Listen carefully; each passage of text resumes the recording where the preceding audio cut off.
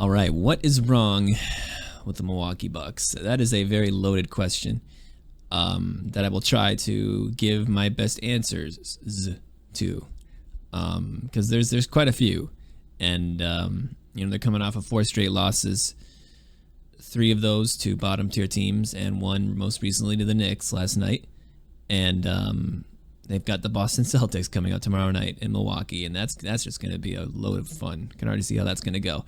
But I digress. And let's see. What is wrong with this team?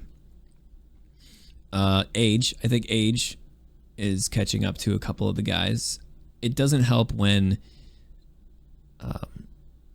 3 of your starting 5, 3 players in your starting 5 are in their early to mid to late 30s.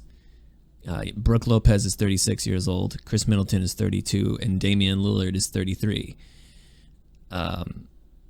And when you've got teams that you're facing that are high energy, like to push the pace type of teams, you can't keep up with that for a long extended period of time. You could hold a lead, which they do. They hold leads for the first half, and then it just goes all downhill in the second half. They're winded, they're out of energy, their cardio's off, and that's a major problem. And that's going to be a major problem come the playoffs too, because these teams are going to be playing aggressive and high pace.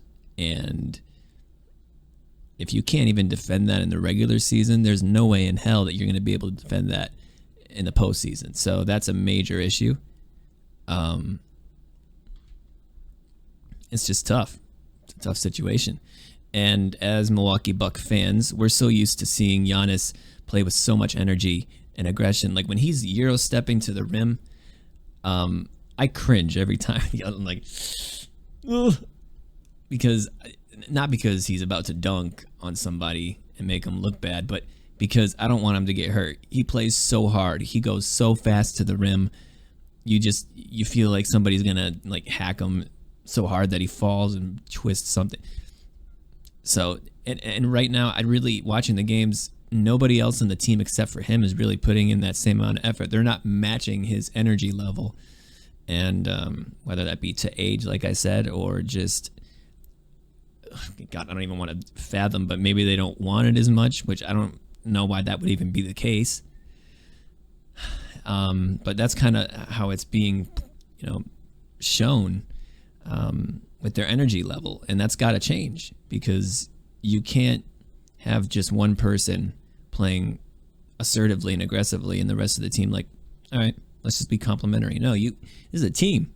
This is a team. You have to be a team.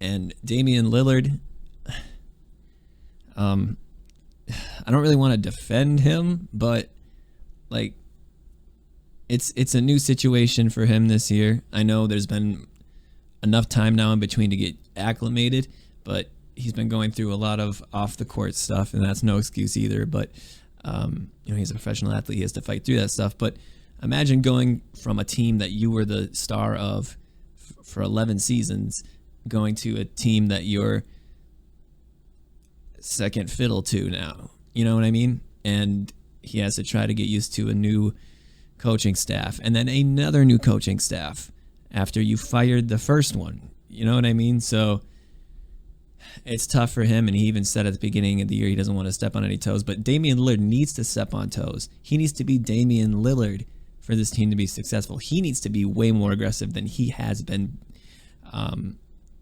He needs to be more aggressive for this team to be successful. He's missing a lot of shots, and again, that could be off the court stuff affecting him still, but at some point that's not going to be, it shouldn't be right now an excuse. He just has to fight through it, and hopefully eventually it'll come to him, but there's just a lot being thrown on his plate right now. It's like a Thanksgiving dinner that's just overfilling his plate that he can't finish it all. That was a pun that didn't go anywhere for me.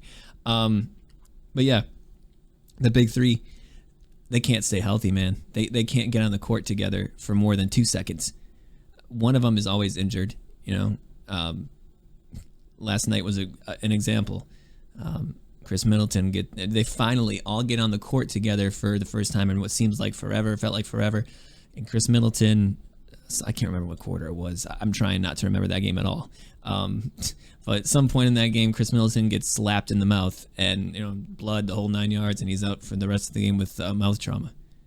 It's like, bro, I was watching that and I was like, yeah, that about adds up to what this season's been for us and for the big three. I mean, those three need to get reps together, man. They need to build that chemistry. Like, they're our big three. So there's just a lot of things, and then the new coaching staff.